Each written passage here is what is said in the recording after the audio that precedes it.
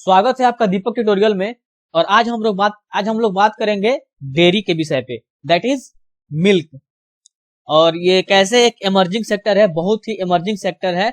ये हम आगे जब वीडियो में बताऊंगा तब आप देखेंगे। तो चलिए हम स्टार्ट करते हैं डेयरी एंड इमर्जिंग सेक्टर। तो सबसे पहले हम देखते हैं यहाँ पे world top 10 milk producing countries. यहाँ पे आप देख सकते हैं इंडिया टॉप पोजीशन पे है, जो कि है 176.27 मिलियन टन्स प्रोडक्शन है इंडिया का, ठीक है। और सेकेंड पे है United states, 97.76 million turns production है अमेरिका का। लेकिन यहाँ पे आप देख सकते हैं फर्स्ट और सेकेंड पोजीशन में ह्यूज डिफरेंस है, दैट इज इंडिया और अमेरिका के बीच। तो सबसे ज्यादा मिल्क प्रोडक्शन पूरे होल वर्ल्ड में कौन करता है? इंडिया करता है। उसके बाद यूनाइटेड स्टेट्स है, तब पाकिस्तान है, चाइना है, ब्राजील है, जर्मनी, रशिया, फ्रांस, यहाँ पे देख सकते हैं। यहाँ पे आप देख सकते हैं। और ग्लोबल प्रोडक्शन पूरे वर्ल्ड का 21% प्रोडक्शन भारत ही करता है, दैट इज सबसे ज्यादा है। तो यहाँ पे देख सकते हैं India has 21% of global share in the milk production and one of the fastest growing Nations in the dairy sector followed by USA. तो यहाँ पे आप देख सकते हैं पूरे वर्ल्ड का 21% प्रोडक्शन भारत ही करता है, जो कि सबसे ज्यादा है, हाईएस्ट है। और यह फास्टेस्ट ग्रोइंग नेशन है डेयरी सेक्टर में, ठीक है। और यहाँ पे आप देख सकते हैं the global CAGR for the industry is 1.6%, whereas for the India is 4.5%। यहाँ पे ग्लोबल CAGR इस डेयरी इंडस्ट्री में इंडिया का 4.5% है और यूएसए का 1.6% है। देखिए CAGR का मतलब क्या होता है? CAGR बेसिकली इसका फुल फॉर्म होता है कंपाउंडेड एनुअल ग्रोथ रेट। अब देखिए ग्रोथ रेट दो तरह का होता है, एक एब्सोल्यूट और एक हो गया CAGR, जो कि है कंपाउंडेड एनुअल ग्रोथ रेट। जैसे मान लीजिए आपका पैसा है, मान लीजिए 5 लाख पैसा है, 5 लाख रुपया है, और वो आपके 2 साल में डबल हो जाता है। तो यहाँ पे एब्सोल्यूट ग्रोथ का मतलब क्या हुआ? यहाँ पे मेरा 100% रिटर्न आ गया। यहाँ पे हम सीधे देख ले रहे हैं कि 5 साल में मेरा पैसा वो डबल हो गया, तो यहाँ पे हम देख रहे हैं कि मेरा 100% रिटर्न आ गया। लेकिन सपोज मान लीजिए कोई कंपनी है, उसका सेल्स सपोज मान लीजिए एक साल में मान लीजिए 5 साल से 5 लाख से इंक्रीज कर जाता है, फिर उसके अगले साल में 10 लाख से इंक्रीज करता है उसका सेल, फिर मान लीजिए उसके अगले साल में मान लीजिए 5 लाख से डिक्रीज कर जाता है। तो यहाँ पे ओवरऑल ग्रोथ यही मतलब 4 से 5 साल, या कहें कि मतलब एक फिक्स्ड पीरियड ऑफ टाइम के लिए, इस फिक्स्ड पीरियड ऑफ टाइम में मतलब कितना ओवरऑल ग्रोथ हुआ उस कंपनी का, वो हम CAGR से कैलकुलेट करते हैं। तो जहां भी एक पीरियड ऑफ टाइम में, एक लॉन्ग पीरियड ऑफ टाइम में ओवरऑल ग्रोथ अगर देखना हो किसी भी कंपनी का या किसी भी इंडस्ट्री का, तो वहां पे CAGR कारगर होता है। तो CAGR से वहां पे हम निकालते हैं। तो चलिए अब हम इधर देख लेते हैं। यहाँ पे in the last 3 decades world milk production has increased from 525 million tons in 1987 to 827.88 million tons in 2020। यहाँ पे आप देख सकते हैं last 3 decades, that is last के 30 सालों में मिल्क का प्रोडक्शन जो है वो 525 मिलियन टन से इंक्रीज होकर 827 मिलियन टन लगभग हो गया है।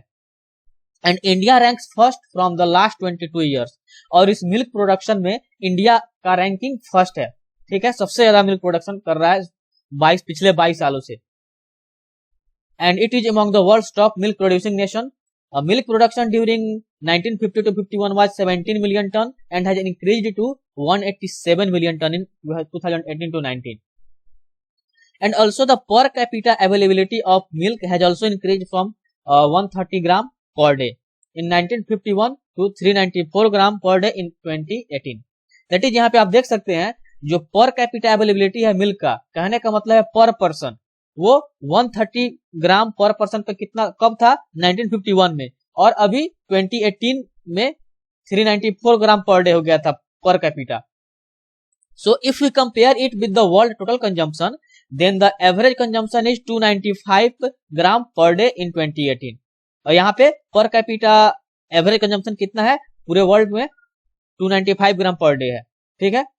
The figure shows sustained growth in terms of milk availability and their byproducts for our increasing population, ठीक है। तो चलिए हम आगे बढ़ते हैं। यहाँ पे सेम वही मिल्क प्रोडक्शन का इंक्रीजमेंट जो दिया हुआ है ईयर बाई ईयर, यहाँ पे ग्राफिकली शो किया गया है, आप देख सकते हैं। तो चलिए हम आगे देखते हैं। अब देखिए structure of Indian dairy sector. Basically हमारे इंडियन डेयरी सेक्टर जो है वो उनका स्ट्रक्चर कैसे है, देखिए वो बेसिकली दो सेक्टर में डिवाइडेड है, ऑर्गेनाइज्ड सेक्टर और अनऑर्गेनाइज्ड सेक्टर। ऑर्गेनाइज्ड सेक्टर में बेसिकली 20% की कंट्रीब्यूशन है और अनऑर्गेनाइज्ड सेक्टर टोटल 80% को अकाउंट करता है। अब देखिए अनऑर्गेनाइज्ड सेक्टर में क्या होते हैं, आपके 32% कंट्रीब्यूट करते हैं मिल्कमैन या लोकल वेंडर्स। देखिए ये सब क्या होते हैं, मिल्कमैन बेसिकली क्या करते हैं, हमारे जो भी विलेजेज हैं वहां से या कहीं से भी क्या करेंगे, लोकल फार्मर से रॉ मिल्क लेंगे और उसको क्या करते हैं, वो मार्केट में सप्लाई करते हैं, या कहें कि हाँ वही मार्केट में जो बेचते हैं, ये हो गया मिल्कमैन या लोकल वेंडर्स। और सेल्फ कंजम्पशन जो हम खुद करते हैं, ये कंट्रीब्यूशन कितना है, 48%, ठीक है। अब देखिए ऑर्गेनाइज सेक्टर 20% में, यहाँ पे कोऑपरेटिव 10% है, प्राइवेट कंपनी 10%। तो बेसिकली देखिए ये ऑर्गेनाइज सेक्टर जो है जो कि 20% है, ये बेसिकली इस अनऑर्गेनाइज सेक्टर पे ही डिपेंड करते हैं। ये क्या करते हैं, इन्हीं से, इस अनऑर्गेनाइज सेक्टर से ही क्या करेंगे, ये रॉ मिल्क लेंगे और उसको प्रोसेस करेंगे और अलग अलग चैनल के थ्रू मार्केट में ये सप्लाई करते हैं। जैसे नेस्ले हो गया, नेस्ले आपका टेट्रा पैक, जो भी बहुत सारी मिल्किंग कंपनियां हैं जो मिल्क प्रोडक्ट्स बनाती हैं। तो यहाँ पे आप देख सकते हैं the industry is unorganised due to large number of small players. Organised sectors account for only 20% of total milk produced. About 50% of the consumption is in form of milk and rest 50% is distributed in form of milk powder, ghee, butter, ghee, yogurt, etc. अब चलिए यहाँ पे हम देख सकते हैं, यहाँ पे दिखाया गया है इंडिया प्रोडक्शन एंड कंजम्पशन, जो भी मैंने बताया। अब हम लोग यहाँ पे आप देख, यहाँ पे डिटेल आप दिया हुआ है जो अभी मैंने बताया पिछले कुछ मिनट पहले। तो हम आगे देखते हैं कंजम्पशन ट्रेंड्स। यहाँ पे आप देख सकते हैं per capita dairy consumption across region बताया गया है। देखिए यूनाइटेड स्टेट्स में आपका पर कैपिटा डेयरी कंजम्पशन जो है पर ईयर वो कितना है, 285 लीटर्स पर ईयर है।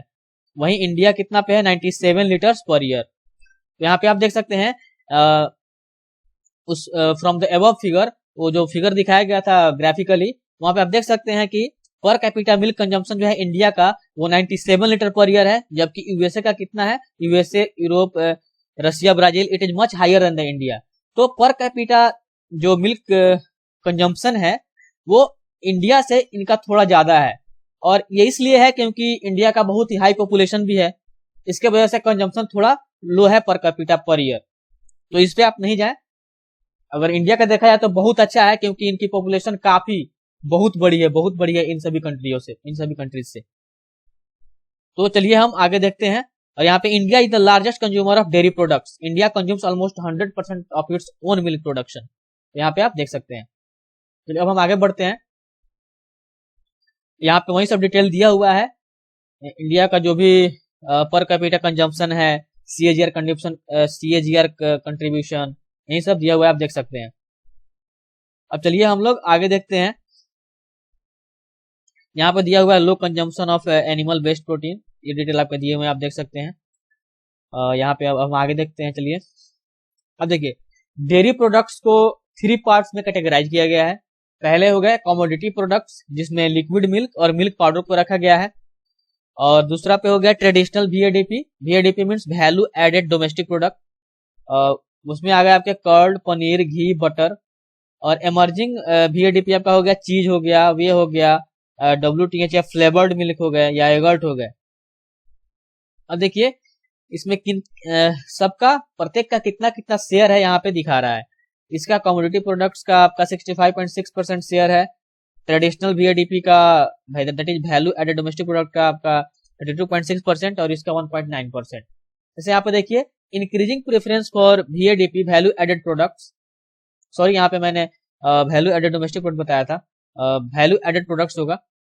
Increasing preference for value-added products in India is one of the most important trends in dairy consumption. From the above figure, we can see that the total share for VADP is 34%, and the total share for the commodity products is itna.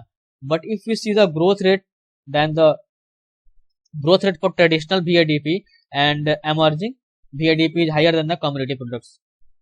हाँ, आप देख सकते हैं यहाँ पे traditional GDP का क्या है, प्रोडक्शन ज्यादा है देन द कम्युनिटी प्रोडक्ट्स, क्योंकि इसका कंजम्पशन ज्यादा है, कर्ड का कंजम्पशन ज्यादा है, पनीर, घी, बटर, ये सभी चीजों का। तो यहाँ पे आप देख सकते हैं and this is also because, और ऐसा इसलिए है क्योंकि लो कंपटीशन है इंडस्ट्री में, but gradually the demand increasing, लेकिन धीरे धीरे क्या हो रहा है, डिमांड्स जो हो रहा है वो बढ़ रहे हैं, hence we need more companies which can process raw milk and fulfil the demands of traditional and emerging GDP.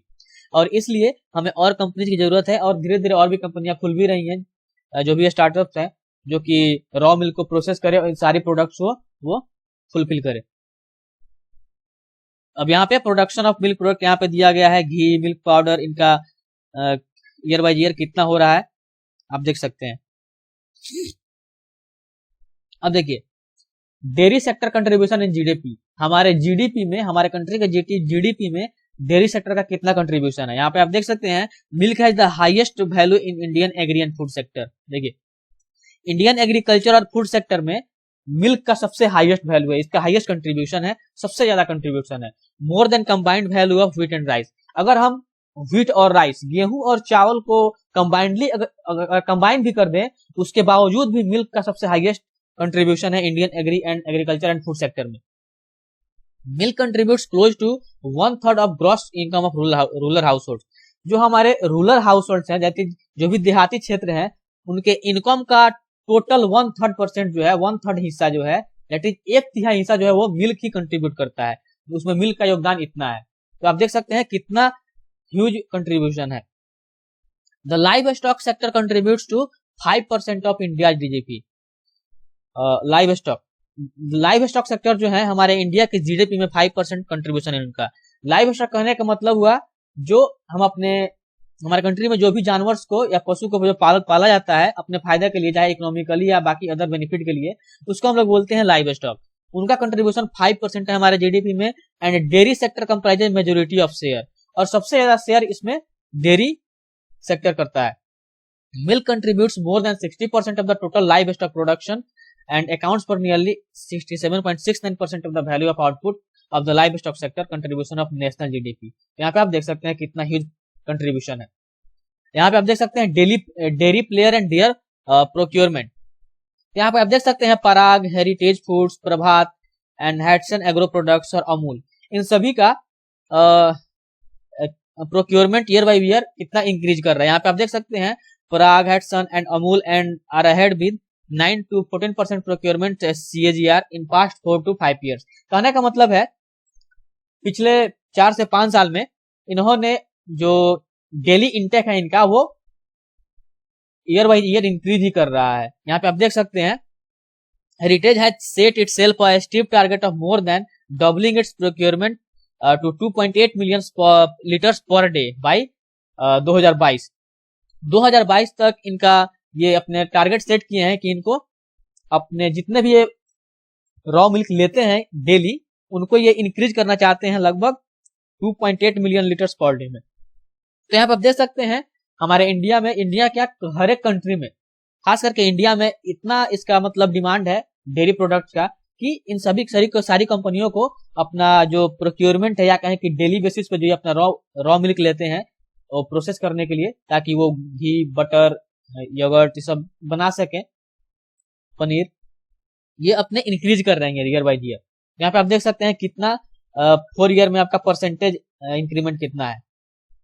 CAGR increment आपका दिया हुआ है। CAGR आप मैंने अभी बताया था, एक बार और बता देता हूँ। CAGR कहने का मतलब हो गया एक कंटिन्यूअस ग्रोथ, मतलब एक जैसे मान लीजिए ओवरऑल ग्रोथ अगर देखा जाए, मान लीजिए किसी कंपनी का अगर 10 साल में, मतलब एक पीरियड ऑफ टाइम में अगर ग्रोथ देखना हो, जैसे मान लीजिए 10 साल में, मान लीजिए किसी साल में उसका शेयर गिरा होगा, ड्रॉप किया होगा कुछ लाख से या कुछ करोड़ से जो भी है, किस साल में मान लीजिए इंक्रीज किया होगा, फिर किस साल में इंक्रीज किया होगा। तो सपोज अगर मान लीजिए हम 10 साल का देखते हैं तो पूरे 10 साल, उस 10 साल के टाइम पीरियड में सारे ईयर में कितना इंक्रीज हुआ, कितना डिक्रीज हुआ, तो ओवरऑल 10 साल में कितना उस कंपनी का शेयर इंक्रीज, उस कंपनी का प्रॉफिट इंक्रीज हुआ, वो हम देखते हैं। अब देखिए हम लोग आगे बढ़ते हैं, ग्लिम्स ऑफ डेयरी सेक्टर। यहाँ पे आप देख लीजिए India dairy sector 4% share in national economy यहाँ पे आप देख सकते हैं 70 million farmer directly involve in dairying for livelihood, अपने जीवन यापन के लिए इतने मिलियन फार्मर डायरेक्टली डेयरी पे ही इन्वॉल्व रहते हैं, डेयरी पे ही डिपेंडेंट रहते हैं, निर्भर रहते हैं। यहाँ पे आप 10 million plus people employed directly and indirectly in addition to farmers, farmers के अलावा जो भी 10 मिलियन प्लस, 10 मिलियन से ज्यादा लोग इस सेक्टर में डायरेक्टली या इनडायरेक्टली एम्प्लॉयड होते हैं, इनकी नौकरी मतलब जॉब करते हैं, चाहे डेयरी फार्म हुए या डेयरी कंपनियां हुई। अब देखिए new India, world's largest milk producer है इंडिया। हमने अभी पिछले कुछ मिनट में देखा। Milk production grew at 6.4% CAGR during 2017 to 19, that is 2016 से लेके 2019 के बीच अगर देखा जाए मिल्क प्रोडक्शन जो है इंडिया में वो लगभग 6.4% से इंक्रीज हुआ। तो देखिए यहाँ पे क्या है 2016 से 19 के बीच, मतलब एक पीरियड ऑफ टाइम के बीच दिया गया है। इसलिए जहां भी अगर किसी भी चीज का प्रॉफिट या कहें कि कितना ग्रो हुआ या ड्रॉप हुआ, अगर उस पीरियड ऑफ टाइम में देखा जाए तो वहां पे CAGR से कैलकुलेट किया जाता है। तो यहाँ पे 2016, 2017, 18, 19 इन 3 से 4 साल के बीच का आपका यहाँ पे ग्रोथ दिया हुआ है। यहाँ पे आप देख सकते हैं India's exports of dairy products. 2018 में इंडिया ने 212.08 मिलियन डॉलर्स USD डॉलर्स में इनका इतना USD डॉलर्स में इन्होंने एक्सपोर्ट किया था डेयरी प्रोडक्ट्स का, ठीक है। और 2019 में 244 USD डॉलर लगभग इन्होंने इतने का एक्सपोर्ट किया था डेयरी प्रोडक्ट से इंडिया ने। अब देखिए यहाँ पे हम देखते हैं basically power house of nutrients of milk. कहने का मतलब है मिल्क में कौन कौन से न्यूट्रिएंट्स पाए जाते हैं। देखिए यहाँ पे अगर 100 gram of fresh whole milk लिया जाए, कहने का मतलब है एक 100 ग्राम, सिर्फ 100 ग्राम की बात की जा रही है यहाँ पे। तो अगर 100 ग्राम ऑफ मिल्क अगर रोज कोई पीता है तो उसको उसमें कितनी कितनी चीजें मिलेंगी न्यूट्रिएंट्स। एनर्जी आपको 61 किलो कैलोरी मिलेगा, प्रोटीन 3.29 ग्राम मिलेगा, फैट 3.34 ग्राम मिलेगा, कार्बोहाइड्रेट 4.66 ग्राम मिलेगा, कोलेस्ट्रॉल आपका 14 मिलीग्राम है, विटामिन ए 126 IU है, कैल्शियम 119 मिलीग्राम है, राइबोफ्लेविन 0.162 मिलीग्राम है, ठीक है। अब देखिए यहाँ पे 81 million dairy farmers are engage in India dairy sector, ठीक है। अब देखिए इम्यूनिटी बूस्टिंग डेयरी प्रोडक्ट क्या है, सबसे पहले हम देखते हैं। देखिए अगर हम मिल्क में टर्मरिक मिलाकर, दैट इज हल्दी मिलाकर पिए तो उसमें क्या होता है, फ्लेवोनाइड होता है। तो turmeric milk contains of flavonoid that strengthens the immune system and helps prevent infections. अगर मिल्क दूध में हम हल्दी मिलाकर पीते हैं तो क्या होता है, उसमें फ्लेवोनाइड होता है, ठीक है, जो कि क्या करता है, हमारे इम्यून सिस्टम को मजबूत करता है। इम्यून सिस्टम वो सिस्टम होता है जो हमारे शरीर में अलग अलग इन्फेक्शन से लड़ता है, मतलब हर एक तरह के होने वाले रोगों से लड़ता है। तो वो क्या करता है, उस सिस्टम को ये दूध में मिला हुआ जो हल्दी होता है वो स्ट्रेथन कर देता है और वहीं इन्फेक्शन से लड़ने में हमें हेल्प करता है। देखिए Uttar Pradesh first milk producing Indian state है, ठीक है। वहां 30.5 million ton milk production in 2019 में हुआ था। यहाँ पे India dairy sector marking milestones, 10 crore animal registers under Pashu Aadhaar INAPH के अंदर, PHA के अंडर यहाँ पे 10 करोड़ एनिमल्स रजिस्टर हो चुके हैं। India number 1 in total live stock production, live stock population में इंडिया का नंबर पोजीशन जो है वो फर्स्ट है। दैट इज हम लाइव स्टॉक मैंने बताया था जैसे कि पशुओं का पालना अपने इकोनॉमिक फायदे के लिए, इकोनॉमिकली बेनिफिट के लिए, या अलग अलग बहुत सारे बेनिफिट हैं उसके, उन सभी चीजों के लिए वो होता है लाइव स्टॉक। यहाँ पे आप देख सकते हैं live stock population in India, वो 2019 में के डेटा में दिया हुआ है यहाँ पे कि हमारे इंडिया में जो लाइव स्टॉक पॉपुलेशन है उसमें अलग अलग स्पीसीज, अलग अलग जाति का क्या योगदान है। जैसे यहाँ पे आप देख सकते हैं सबसे ज्यादा कंट्रीब्यूशन काऊ का है, दैट इज गाय का है। उनका contribution live stock product population में जो है कितना है, 36.04% है। गोट दैट इज बकरी का 27.74% है। बफेलो दैट इज भैंस का आपका कितना है, 20.47% है। यहाँ पे आप देख सकते हैं यहाँ पे भेड़ सीप का 13.83% है और इसका यहाँ पे देख सकते हैं 1.69% है और इसका ऊंट का 0.23% है। यहाँ पे आप देख सकते हैं West Bengal first state in cattle population, cattle population में सबसे पहला स्टेट है, ठीक है। First state in cattle population, home to 19 million cattle in 2019। देखिए अब देखिए हम देखते हैं propylene glycol given to cows are after calving helps prevent ketosis and enhance milk production. देखिए काल्विंग के बाद, दैट इज गाय जब जन्म देती है अपने बछड़े को, अपने बच्चे को, तो उस जन्म देने के बाद, दैट इज काल्विंग के बाद अगर हम प्रोपिलीन ग्लाइकॉल दें काऊ को, गाय को, तो वो क्या करता है, उस काऊ को कीटोसिस से बचाता है और मिल्क प्रोडक्शन बढ़ाता है। ठीक है, तो हम आगे अब देखेंगे milk yielding goat population in India. यहाँ पे अब दिया हुआ है इतना मिलियन 2012 में था और 2019 में इतना हो गया। तो डेयरी के इस फील्ड में, जो कि मैंने शुरू में ही बताया था, डेयरी एंड इमर्जिंग सेक्टर, और ये कितना इमर्जिंग है आप अभी हम सभी ने देख लिया कि ये कितना इमर्जिंग फील्ड है। तो तब तक के लिए धन्यवाद, और इस फील्ड से या एग्रीकल्चर इंजीनियरिंग या इससे रिलेटेड जो भी फील्ड है, इसमें और भी वीडियो मैं लाता रहूंगा। तब तक के लिए धन्यवाद।